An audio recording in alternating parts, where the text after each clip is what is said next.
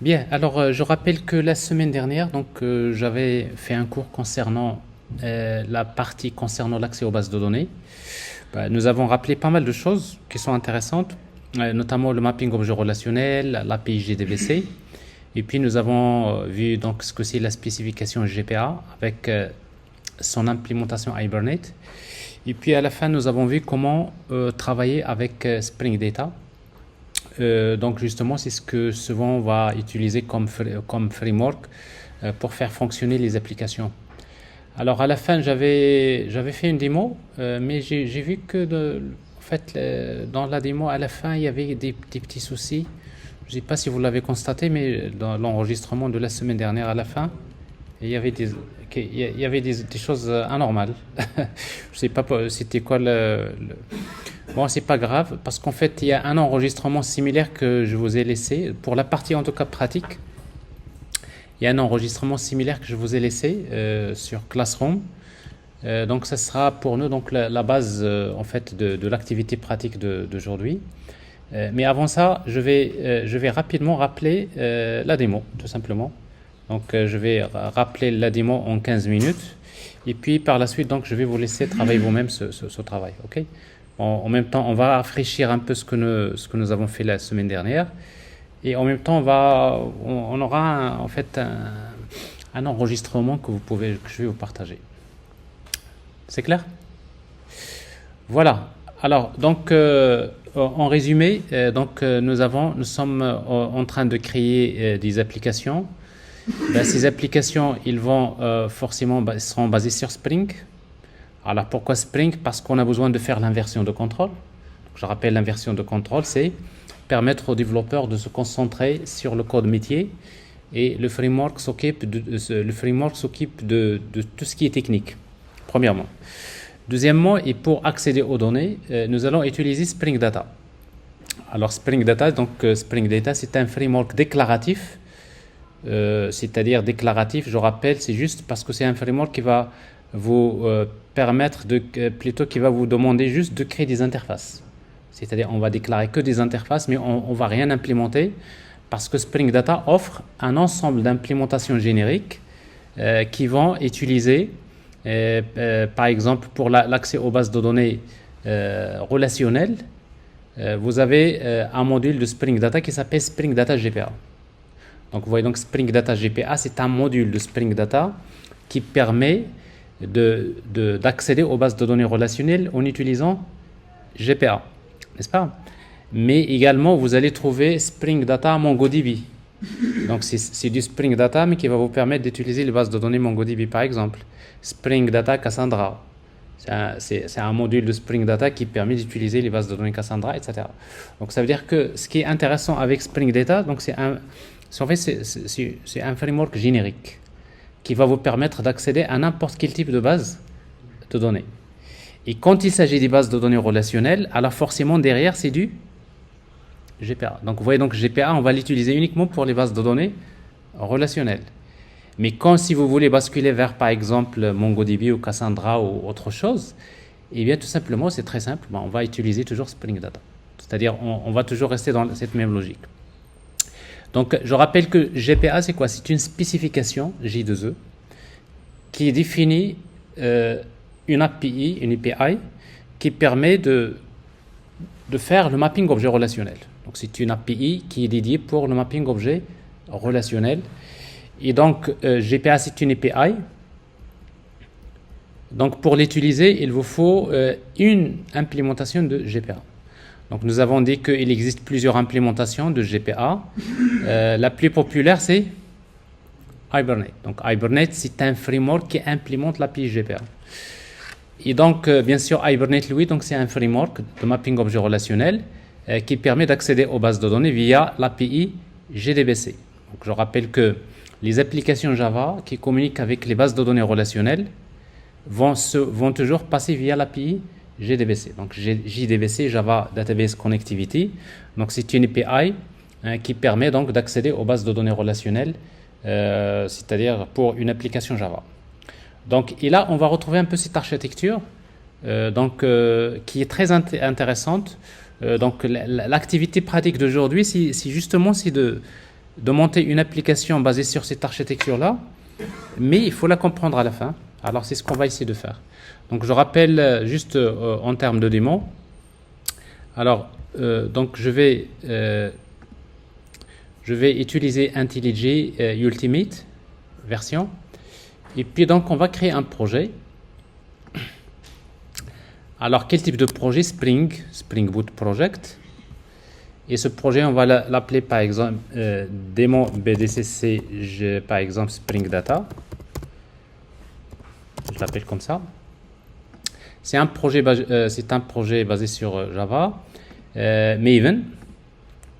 Et puis, on va utiliser ici le groupe ID. Donc, j'utilise toujours le même groupe ID, net.usefy, mais bien sûr, vous pouvez utiliser ma.n7, vous mettez ce que vous voulez.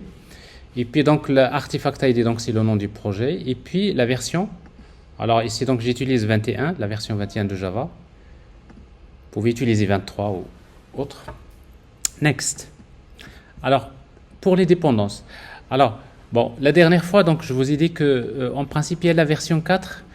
Si vous voulez éviter pour le moment on va dire des petites surprises, des ajustements par rapport aux démos de l'année dernière.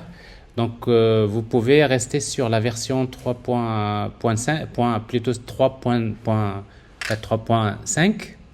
Et la dernière la dernière, c'est la 3.5.13. Bon, vous pouvez travailler avec cette version. Vous êtes sûr que, vous êtes sûr que c'est bon. Mais après, après vous-même, vous pouvez tester avec la version 4. Généralement, ça marche aussi dans la version 4. Il n'y a pas de changement particulier. Mais je préfère que vous travaillez comme ça parce que il y a beaucoup d'entreprises qui ont beaucoup de projets déjà avec la version 3. C'est pas toujours du jour au lendemain qu'on bascule vers les nouvelles versions.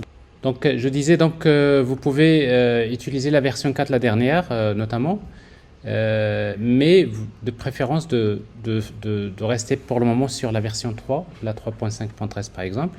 Et puis les dépendances. Alors, quelles sont les dépendances dont j'aurai besoin? Donc, on a besoin des dépendances suivantes. Donc, il y a Spring Data GPA. Donc, Spring Data GPA, il vous ramène quoi?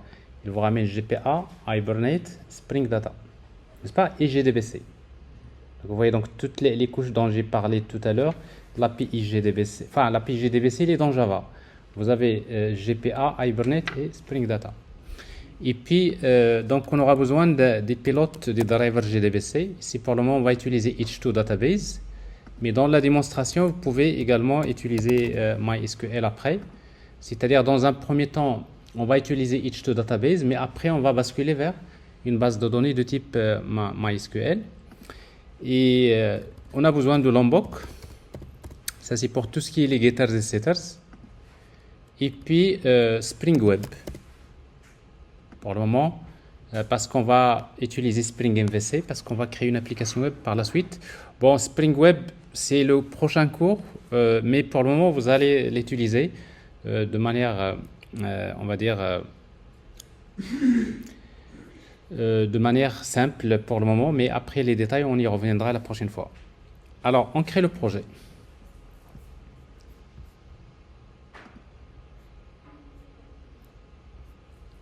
Voilà, donc il y a un projet Spring qui a été créé.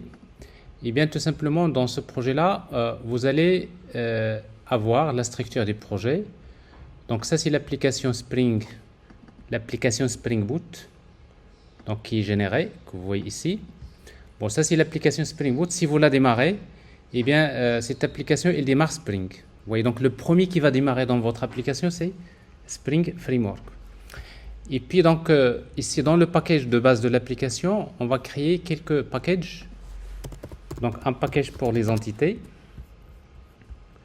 un package pour stocker les repositories, c'est-à-dire la couche DAO, repository, et un package pour la couche web. Alors, au niveau des entités, dans cet exercice-là, on va créer une entité product. On va gérer par exemple des produits. Alors, chaque produit est défini par ses attributs ID, qui est de type long. Alors, je l'ai expliqué la dernière fois, donc prenez l'habitude, les ID, vous utilisez des objets et non pas des primitives, c'est-à-dire éviter d'utiliser un long L minuscule. Donc vous allez utiliser long avec L majuscule parce qu'il y a une différence. Donc les ID de préférence d'utiliser des objets, c'est-à-dire des workers ou bien des enveloppeurs. Alors ici, le nom du produit, le prix, qui est de type par exemple double, et puis la quantité. Alors la quantité, on va les déclarer de quel type? Idéalement, la quantité, est-ce que c'est un entier? Dans, dans la pratique, est-ce que c'est toujours entier? Non. Double. Idéalement, c'est un double, c'est pas un entier, n'est-ce pas? Pourquoi pas? Par exemple, si vous mesurez la quantité par des kilogrammes, vous allez avoir des 4,5 kg, des choses comme ça, n'est-ce pas? Donc, c'est-à-dire souvent, on va toujours vers la quantité, c'est des unités, mais dans la pratique, la quantité, c'est un double. Tout à fait. Alors, pour le moment, on va se limiter à ça, et puis on va maintenant utiliser les annotations GPA. Alors, pour GPA, donc, il faut utiliser la notation entity. Donc, je rappelle que entity, ça veut dire quoi? Ça veut dire que cette classe correspond à une table dans la base de données. Et donc, si vous voulez spécifier le nom de la table, vous utilisez la notation table. Alors, name. Alors, vous pouvez l'appeler par exemple products, ou là, je ne sais pas ce que vous voulez faire. Mais en tout cas, ça veut dire que ici, la classe s'appelle product et la table s'appelle products. Alors, généralement, si vous ne mettez pas table, donc ce n'est pas obligatoire. Donc, par défaut, il va prendre le même nom que la classe. Et puis, ici, on a besoin de la notation ID. Donc, la notation ID, c'est pour indiquer comme quoi c'est l'identifiant, c'est-à-dire c'est la clé primaire.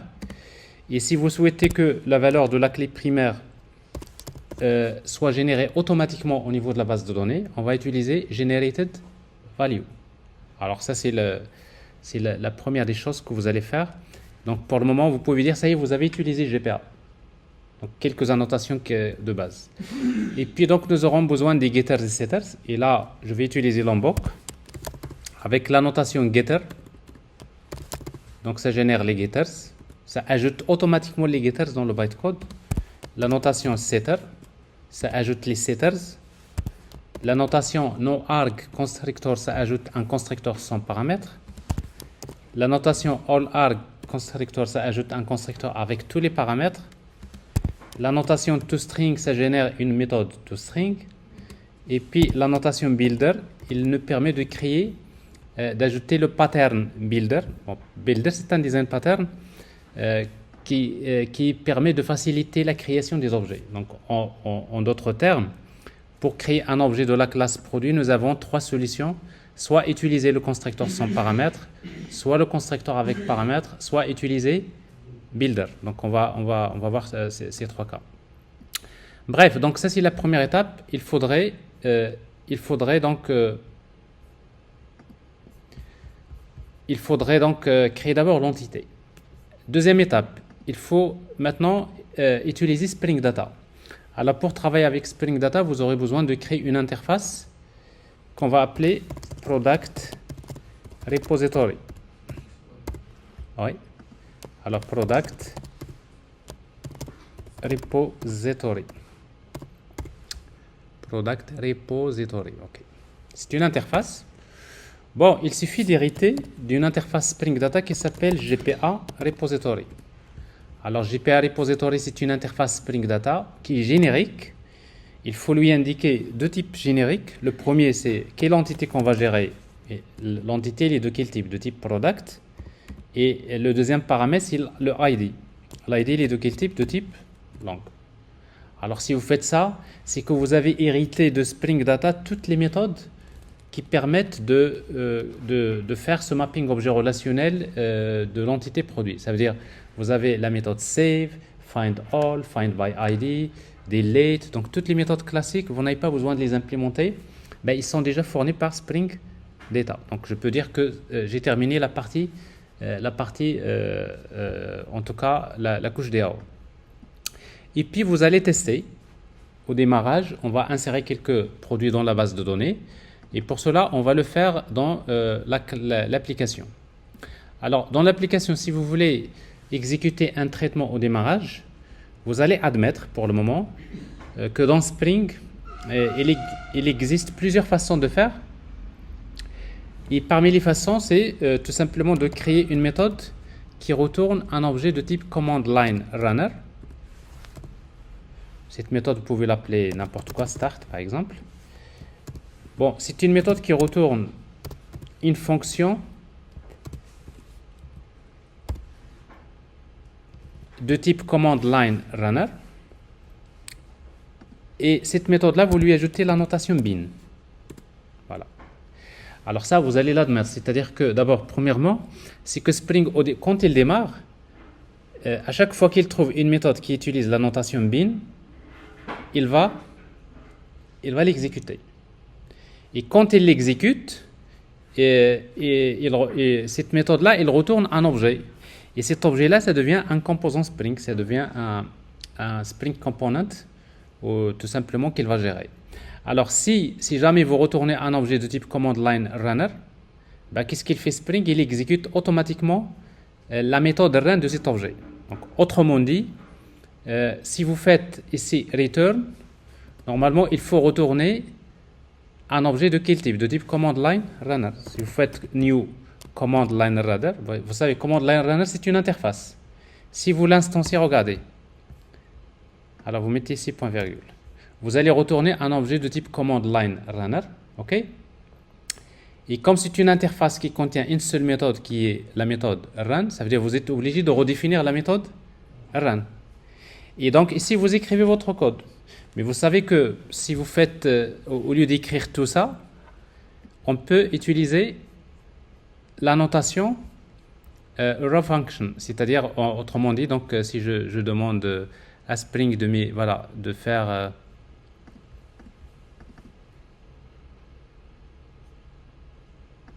allez, je fais Alt Entrée. Et donc, je vais le remplacer par lambda function, c'est-à-dire l'expression lambda. Et ça va vous donner ça. N'est-ce pas? Donc, c'est-à-dire, ce que vous avez vu tout à l'heure, c'est l'ancienne syntaxe Java avant les fonctions lambda. Mais avec les interfaces fonctionnelles de préférence, donc vous utilisez tout simplement cette syntaxe. Alors maintenant, vous allez, pour vous, donc ça ne doit pas être l'objectif. Ça, vous allez admettre pour le moment que si vous voulez faire un traitement au démarrage dans Spring, vous pouvez créer un bin de type command line runner à l'intérieur duquel vous écrivez votre code. Alors maintenant, dans cette méthode, je vais demander à Spring de m'injecter un objet de type product repository.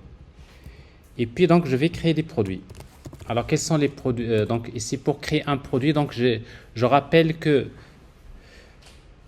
vous savez, moi je profite toujours des activités pratiques, c'est pour toujours, on va dire, combler les lacunes. Parce que vous savez, quand on apprend, il y a toujours des lacunes, n'est-ce pas? Et parfois, c'est dans les TP qu'il y a parfois des petites lacunes qu'on essaie de combler. Alors vous savez, maintenant, vous voulez créer un objet de la classe produit. J'ai trois façons de faire. La première, c'est d'utiliser new product. Si vous faites new product, ça veut dire que vous avez utilisé le constructeur sans paramètres. Et donc, si vous utilisez le constructeur sans paramètres, le seul moyen qui permet de mettre des données dans cet objet, c'est quoi? C'est les setters. Donc, je vais utiliser set. Set ID, je ne connais pas. Normalement, il va rester par défaut. C'est quoi? C'est nul. Donc, je n'ai même pas besoin de le spécifier parce que sa valeur par défaut, c'est nul. Set name. Par exemple, ici, je vais mettre computer. P1.set price P1.set quantity. Par exemple, ici, 2. Alors, ça, c'est la première façon. Et pour enregistrer ce produit-là, vous utilisez tout simplement product repository.save P1. Bien. Alors, ici, donc, nous sommes en train d'enregistrer un produit dans la base de données. Alors, la deuxième façon, c'est d'utiliser le constructeur avec paramètres. P2, new product. Alors, quels sont les paramètres? Le premier paramètre, c'est le ID. Il faut mettre nul parce qu'il est auto-increment.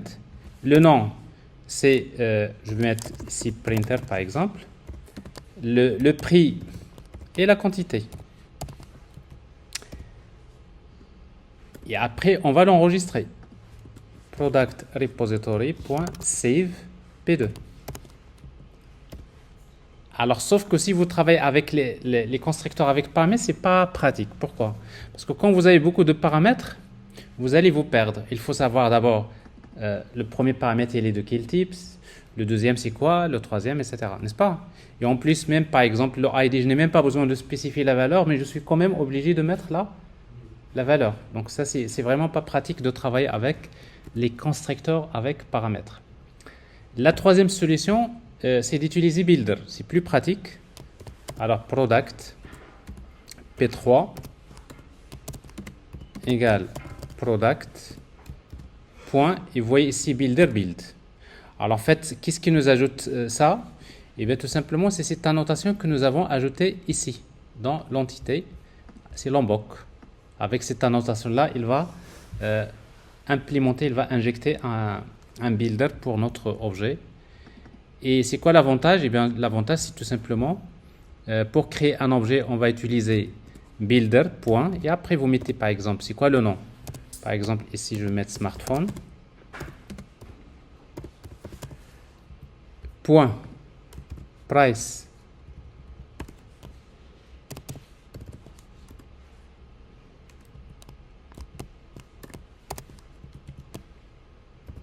Point, quantité.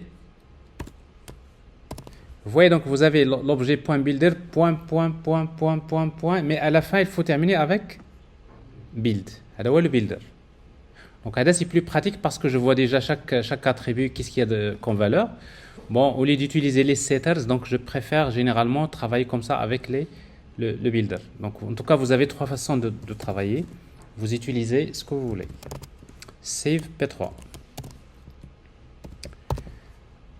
P3, P minuscule. Alors, maintenant, on a enregistré dans la base. Si je veux afficher la liste des produits, donc je fais list product. Products égale à quoi? Égale product repository.find all. Vous voyez, donc find all, il permet de faire select étoile from produit. Il va vers la base de données, il me récupère la liste des produits. Bon, je n'ai pas créé cette méthode-là. Et je n'ai pas créé cette méthode. C'est des méthodes que j'ai héritées de quoi? De Spring Data. Alors maintenant, si vous voulez afficher les informations sur le produit, vous pouvez utiliser une boucle for each. Pour chaque produit P, pour chaque produit de la liste des produits, donc je vais afficher les informations sur P. Par exemple, P.getName ou bien toString. Alors ça, c'est maintenant le premier test que vous allez faire, c'est ça. Mais avant de lancer le test, vous aurez juste besoin de configurer l'unité de persistance. Et pour cela, vous allez la faire dans le fichier application.properties qui se trouve dans resources. Alors ici, donc, vous aurez juste besoin de spécifier deux propriétés. La première, c'est Spring Data Source URL. Alors, dans notre cas, on va utiliser une base de données de type GDBC, H2 Database, memory. Alors, c'est pas men. Parfois, vous faites men et vous avez une exception, vous la regardez pendant toute une journée. Je ne sais pas pourquoi ça ne marche pas. C'est même. Memory. Alors, product DB. Donc, ça, c'est le nom de la base de données. Alors, ça, il ne faut rien rater là-dessus, mais ça, c'est le nom de la base de données. OK? Alors, si par exemple, vous utilisez une base de données H2, plutôt MySQL, on va voir tout à l'heure, on va utiliser ici GDBC, MySQL, localhost. Ça, c'est la base, c'est-à-dire la machine où se trouve MySQL. 3306, c'est le port de MySQL, / le nom de la base de données, DB, product, etc. OK? Alors, pour le moment, on ne va pas utiliser MySQL, on va utiliser H2 Database, même. La base de données s'appelle ProductsDB. Et puis, vous avez H2 Console enabled, vous mettez true. Pourquoi? Parce que H2 Console, c'est une interface web qui vous permet de consulter la base de données H2. Alors, maintenant, on aura juste besoin de spécifier le numéro de port dans notre application.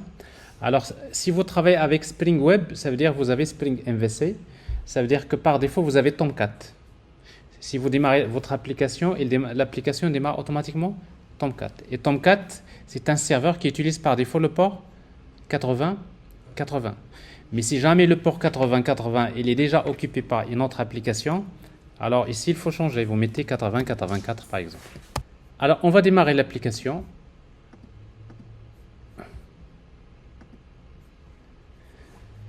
Alors, si tout se passe bien, vous allez voir à la fin, vous voyez, il m'affiche la liste des produits, parce que j'ai demandé, je lui ai demandé ici, j'affiche la liste des produits ici, donc je vois, ça marche.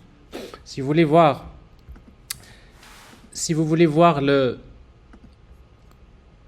la base de données, vous utilisez localhost 8084/H2Console. Voilà, H2Console, c'est ça. C'est pour cela qu'on l'a activé. Alors ici, il faut juste mettre GDBC H2 même de ProductsDB, c'est le nom de la base de données. Il faut être sûr d'écrire ce que vous avez dans votre fichier application.properties, c'est-à-dire votre URL ici. C'est celle-là. CTRL-C. Et vous mettez ça. Et connect. Alors, vous voyez ici, donc on voit bien que là, dans notre base, il y a la table produit, il y a les attributs. Et si vous voulez afficher ce qui est dans la base de données, vous avez ici la liste des produits. Alors ça, c'est déjà le premier test. Si vous avez ça, ça veut dire que vous avez votre entité, elle marche bien, votre interface repository Spring Data, elle marche bien, et qu'au démarrage, vous arrivez à insérer des données dans la base. Et la deuxième partie de votre application, vous allez créer un contrôleur Spring MVC, un web service si vous voulez. Alors dans la partie web, vous allez créer un product REST controller. Alors d'abord, pour créer un contrôleur, il faut admettre qu'on va utiliser REST controller ici. Et puis notre contrôleur, il a besoin d'accéder à la base de données. C'est pour cela qu'on va déclarer un objet de type product repository, parce que c'est cette interface qui me permet de communiquer avec la base de données. Et puis vous avez besoin de faire l'injection des dépendances. Et avec Spring, pour faire l'injection des dépendances, vous pouvez utiliser la notation AutoWired. Ça c'est important. La notation AutoWired placée dans un attribut, c'est une annotation qui indique à Spring injecte-moi dans cette interface, dans cet objet, voilà, une implémentation de cette interface, un objet qui implémente cette interface. Mais sauf que si vous mettez AutoWired, vous allez voir que c'est souligné en gris. C'est pas faux, ça marche. Mais Spring, il vous dit qu'il y a mieux. Pour faire l'injection des dépendances, de préférence d'utiliser un constructeur avec paramètres. Donc ici, si vous générez un constructeur avec paramètres, je fais Alt-Entrée, ça me permet de... Vous voyez donc, je génère un constructeur avec paramètres. Donc vous avez donc deux choses importantes. Soit vous utilisez AutoWired, soit vous utilisez un constructeur avec paramètres. Mais quelle est la plus préférable? C'est constructeur avec paramètres. Mais même si je le fais pour le moment, c'est toujours plus pédagogique. C'est pour des raisons pédagogiques. Parce que quand je vois AutoWired, je vois que c'est de l'injection des dépendances. Et le problème parfois, c'est que quand il y a des constructeurs, vous oubliez un peu les constructeurs, mais c'est juste une façon de dire que ici, donc, je fais l'injection des dépendances. Donc voilà, pour le moment, je la garde. Alors, j'ai besoin de consulter la liste des produits. La méthode, je vais l'appeler All Products. OK. Alors, je vais retourner la liste des produits. Et la liste des produits, c'est product repository.find all. Alors, pour accéder à cette méthode, je vais juste utiliser la notation getMapping / par exemple products. Alors, ça veut dire quoi? Ça veut dire si vous tapez sur l'URL http localhost /products, et bien c'est cette méthode qui va s'exécuter. Cette méthode, qu'est-ce qu'il fait? Il va retourner la liste des produits. Et comme c'est un REST controller, Spring MVC, il va convertir automatiquement au format JSON. Il va faire la sérialisation de JSON. OK? Alors ça, c'est un contrôleur simple. Je redémarre. Et je peux tester. OK. Alors, ici, donc, j'ai fait ça. Je vais tester avec localhost 8084/products. Ça marche. Donc, je vois ici la liste des produits. Alors, supposons que je veux un produit sachant le ID.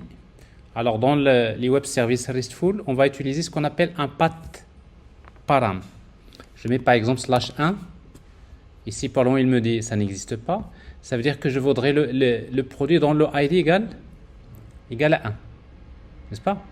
Ça, c'est des conventions. Alors maintenant, pour ajouter cette méthode, eh bien, je vais créer une méthode qui permet de retourner un product find by ID, par exemple. Je l'appelle comme ça. Alors, je lui donne comme paramètre le ID. Cette méthode, il va utiliser toujours une annotation getMapping. Ça veut dire que la requête HTTP utilise la méthode get /products/ID. Alors le ID, c'est un paramètre. Donc je le mets entre double accolade. Je l'appelle ID comme ça. Et maintenant, il faut indiquer à Spring MVC comme quoi le ID qui se trouve dans cette méthode, sa valeur se trouve dans le path. C'est-à-dire sa valeur se trouve ici. C'est ça, ce 1. Donc c'est pour cela, comment on va indiquer à Spring d'aller chercher cette valeur ici, dans le path? Eh bien, en utilisant la notation path variable. Très bien. Alors bon, je sais que j'en ai fait un peu la semaine dernière, mais en tout cas, donc path variable, ça veut dire, c'est juste lui dire, va chercher ce paramètre ici, dans le path.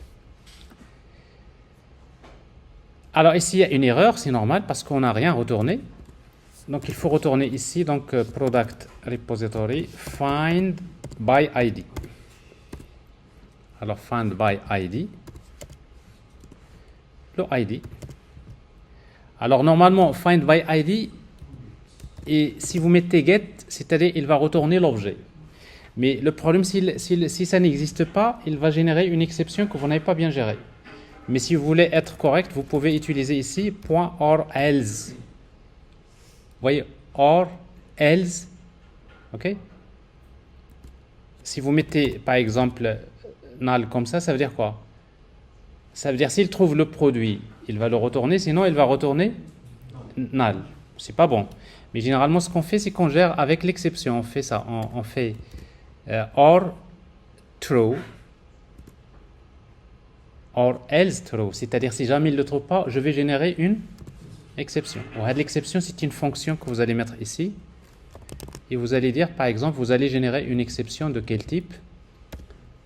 Runtime exception. Par exemple, vous dites comme ça, new runtime exception. Par exemple, product not found. Ça, c'est mieux. OK?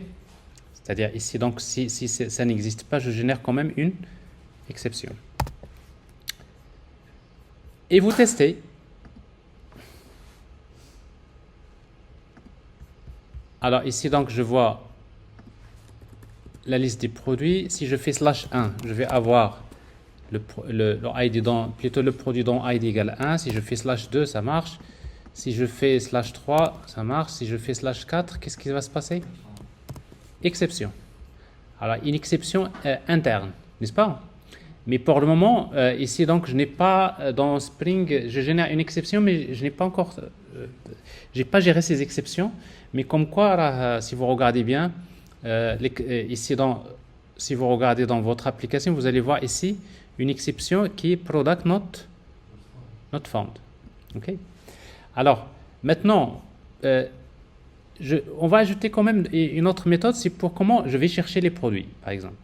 Alors, pour chercher les produits dans la désignation contient, dans le nom contient un mot-clé, et bien, qu'est-ce que je vais faire? Je vais aller vers l'interface Product Repository, cette interface. Alors, avec GPA Repository, vous avez hérité la méthode C, Find by ID, Find All, etc. Mais vous pouvez ajouter des méthodes.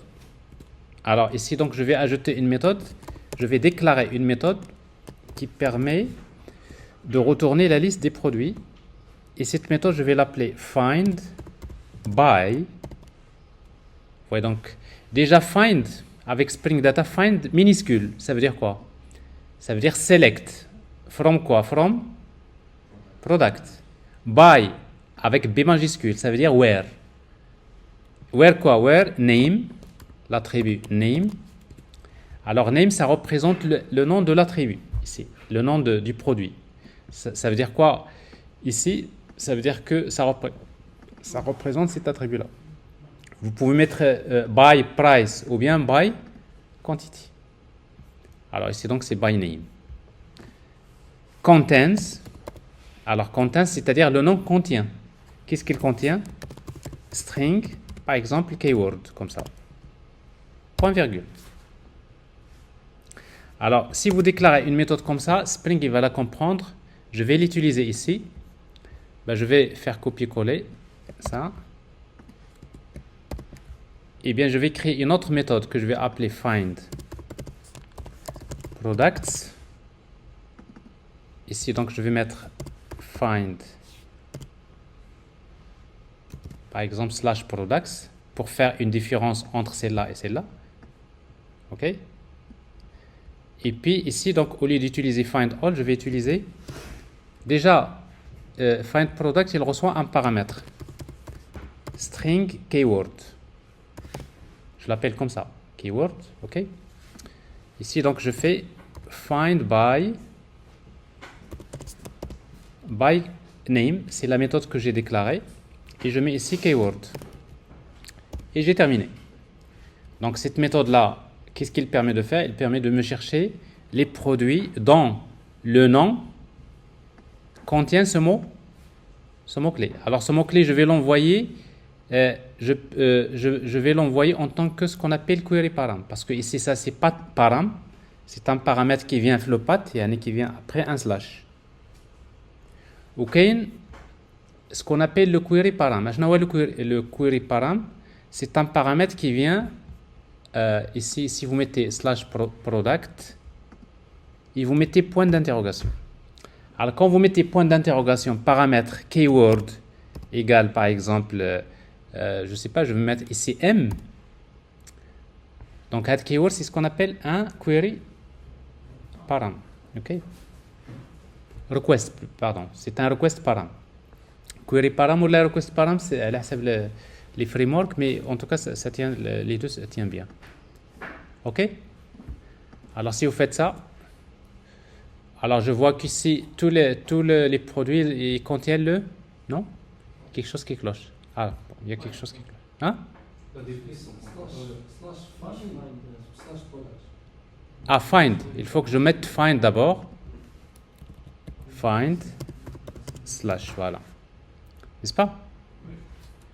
Voilà. Je vois ici que les produits qui contiennent M, c'est ça. Bon, c'est pas compliqué, vous voyez ici. Donc, je dois faire find slash product. Alors, le paramètre n'est pas de variable, mais ici, vous pouvez mettre request param. C'est la même chose. Alors, ici, donc, vous voyez, donc, si vous mettez request param name égale KW, ça marche. Mais si vous mettez rien, par défaut, c'est un request param dont le nom, c'est quoi? C'est le même nom que la variable. OK? Mais si vous utilisez request param, vous pouvez ajouter des paramètres comme default value. Ajouter default value, c'est-à-dire si jamais l'utilisateur n'a pas envoyé ce paramètre l'URL, keyword, il va prendre quelle valeur par défaut? C'est une chaîne vide, par exemple. Bon, ça, c'est quelque chose qu'on peut faire.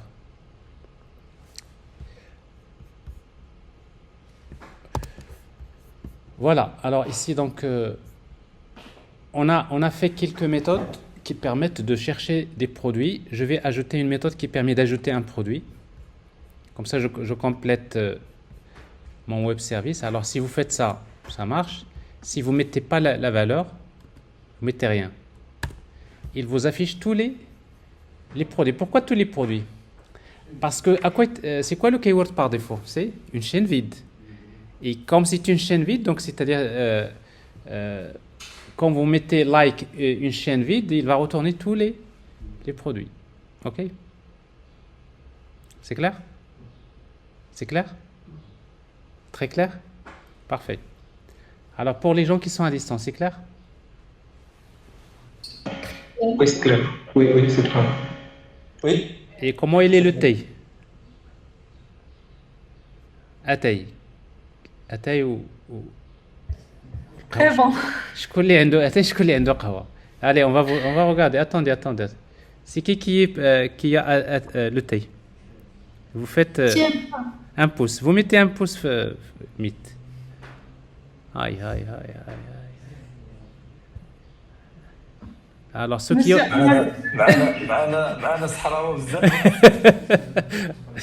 Alors, ceux qui ont le café. Pour le moment, on a le ben.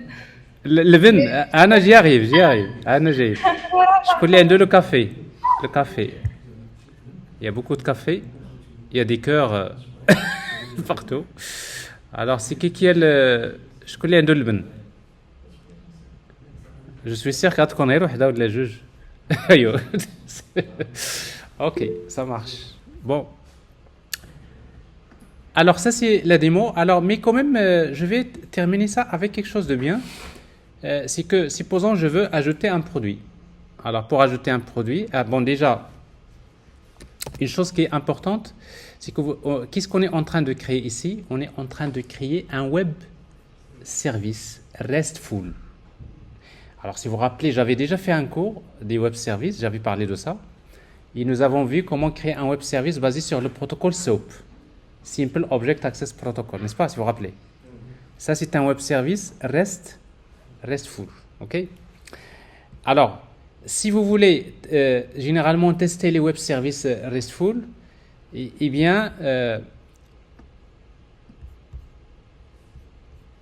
on va ajouter une dépendance.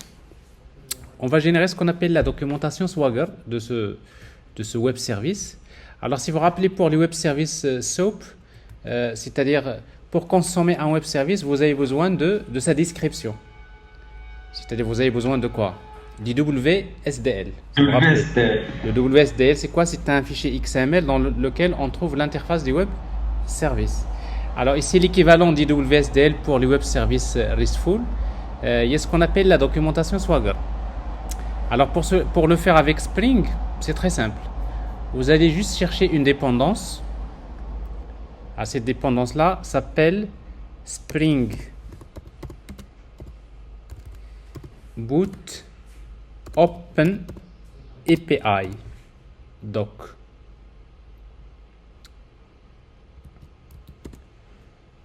Alors, vous allez trouver un site là où il y a Spring. Vous allez chercher cette dépendance-là, celle-là. Aïe. C'est celle-là. CTRL-C. Vous allez l'ajouter à POM XML.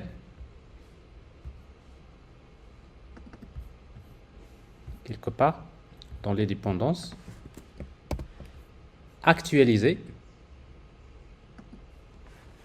Comme ça, il va télécharger la dépendance. Sinon, vous faites Maven 5 Project. Vous redémarrez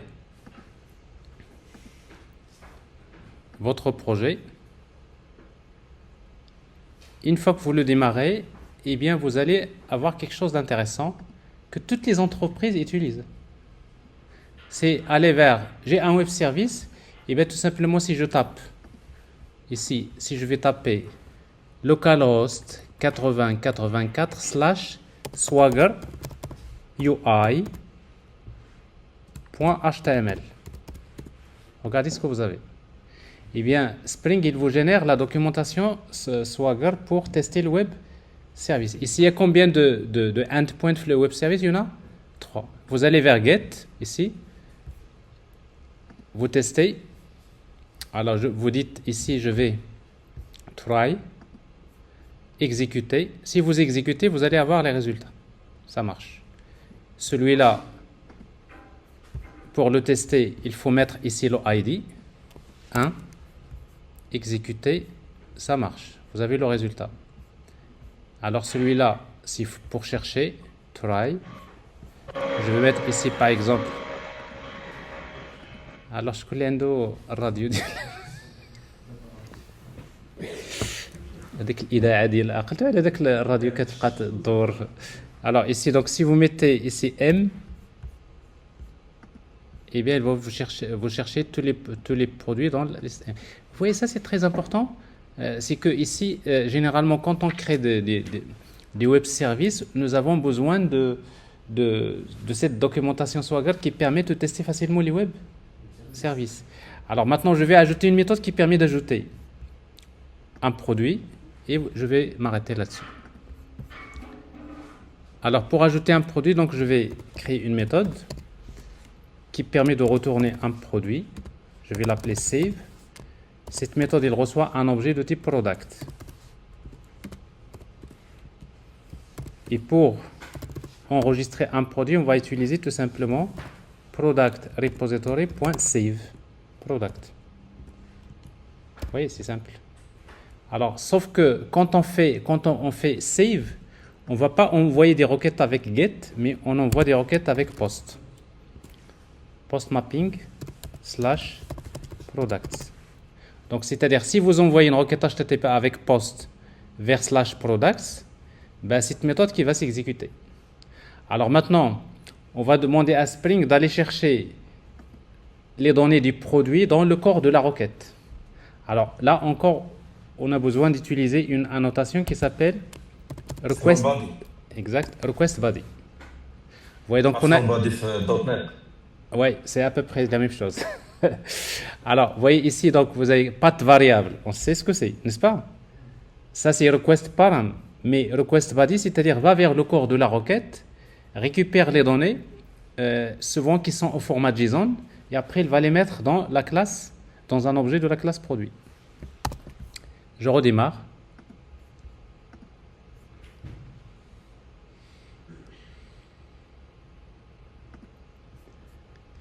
Actualiser la documentation Swagger et là je vois une méthode post. Et si vous testez, vous voyez ici il vous donne les informations sur le produit. Alors le ID il ne faut pas l'envoyer. Pourquoi? Parce qu'il est généré automatiquement. Vous mettez le nom par exemple HP, vous mettez la quantité, le prix, la quantité 3,4 et vous faites save, exécuter. Et là, si vous regardez dans votre base de données ici, on voit bien que vous voyez, le produit a été ajouté, n'est-ce pas? C'est HP, le produit IDC4 et après ça c'est les valeurs que nous avons spécifiées. Et si vous testez là encore, si vous faites encore get, vous voyez bien ici, donc le produit a été ajouté. Ben, je vais ajouter une dernière méthode pour supprimer un produit. Alors, pour supprimer un produit, je vais faire comme celle-là, les conventions. Alors, la méthode, je vais l'appeler delete. Sauf que ici, pour supprimer, on ne va pas utiliser get, on ne va pas utiliser post, on va utiliser la méthode delete.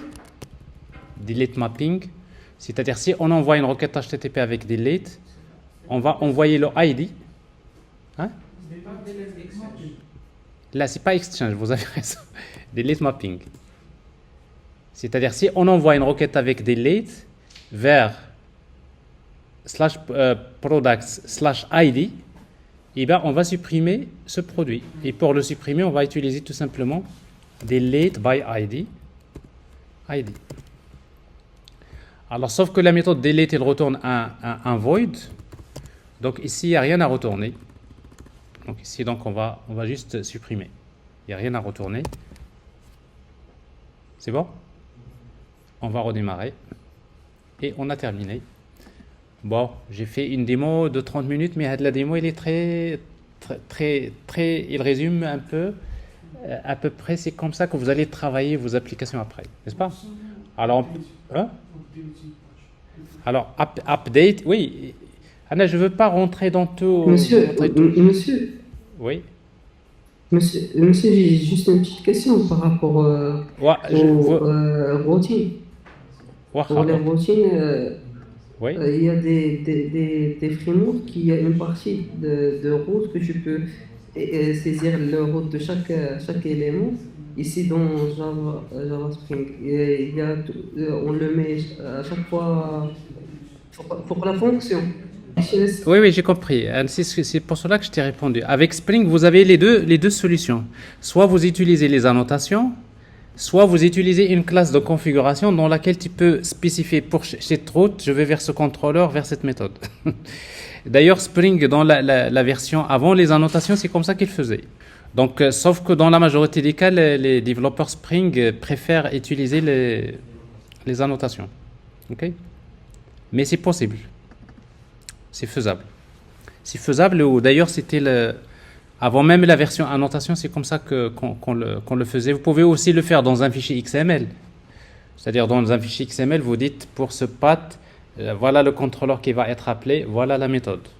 Et ça, c'est les anciennes pratiques de Spring, si vous voulez. Voilà. Mais par contre, la remarque de votre collègue, c'est ça. C'est-à-dire, supposons je voudrais avoir un path commun, vous pouvez ici utiliser request, ici, donc request mapping. Par exemple, vous mettez /API ici. Par exemple. Ça veut dire quoi? Ça veut dire que pour accéder le contrôleur, il faut mettre /API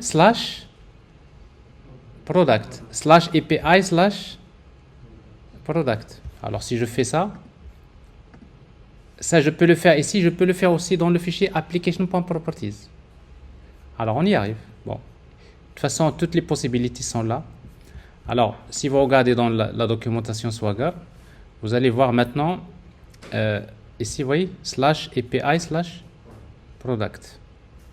Alors, je vois ici, je vais ajouter, je vais supprimer un produit, parce que je n'ai pas testé ça. Je vais supprimer un produit dont ID égale à 1. C'est supprimé. Si j'affiche la liste des produits,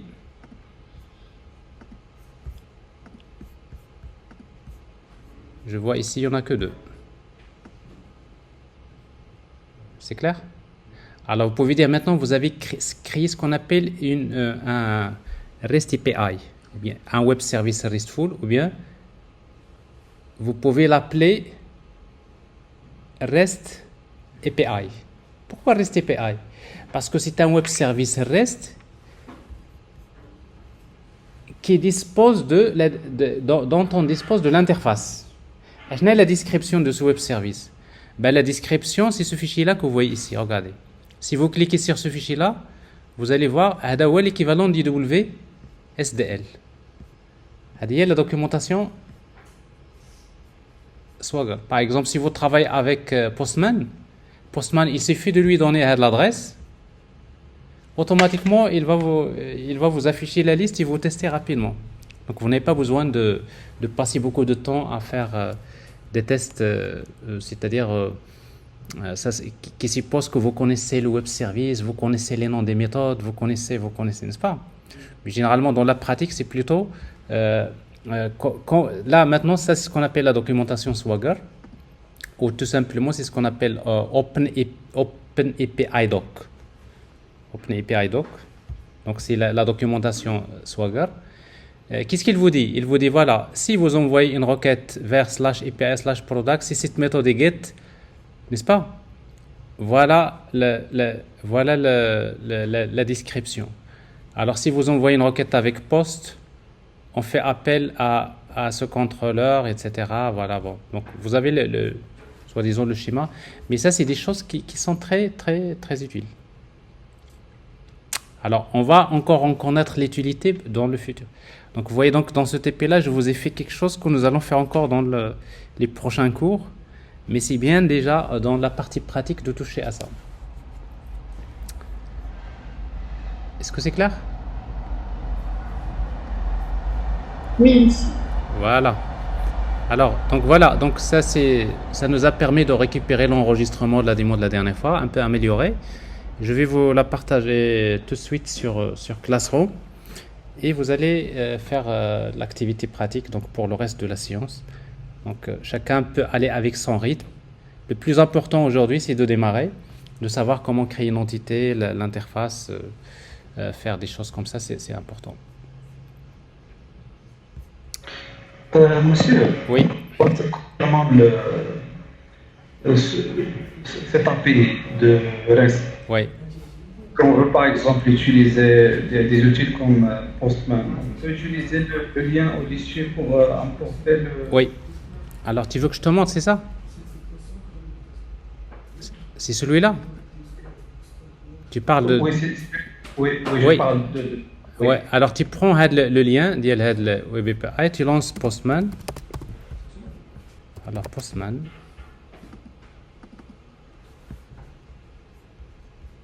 Alors c'est une app.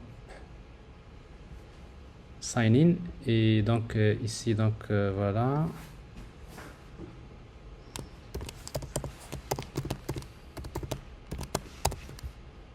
ما كيبان لكمش المود باس ديال نو عفاريت. Voilà. Alors continuer, ouvrir Postman.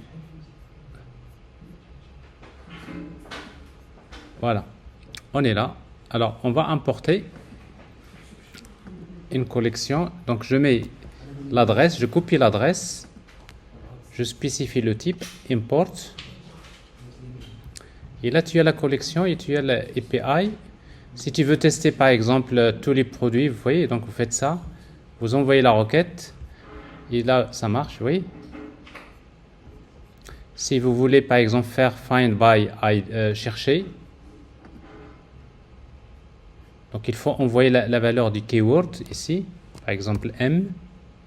Send, ça marche. Alors, vous pouvez faire post, save. Alors, pour faire post, vous voyez, alors c'est dans body, tout à fait. Vous avez raison. C'est dans body où il faut envoyer les données.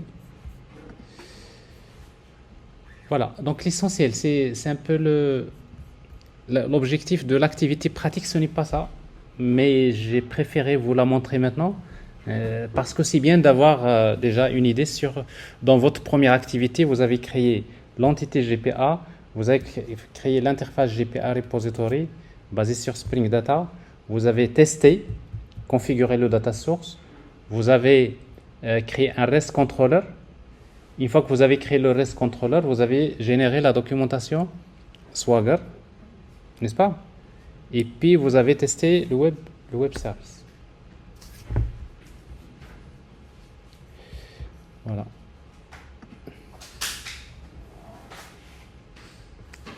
C'est bon, c'est clair? Est-ce que j'ai répondu à ta question de Postman?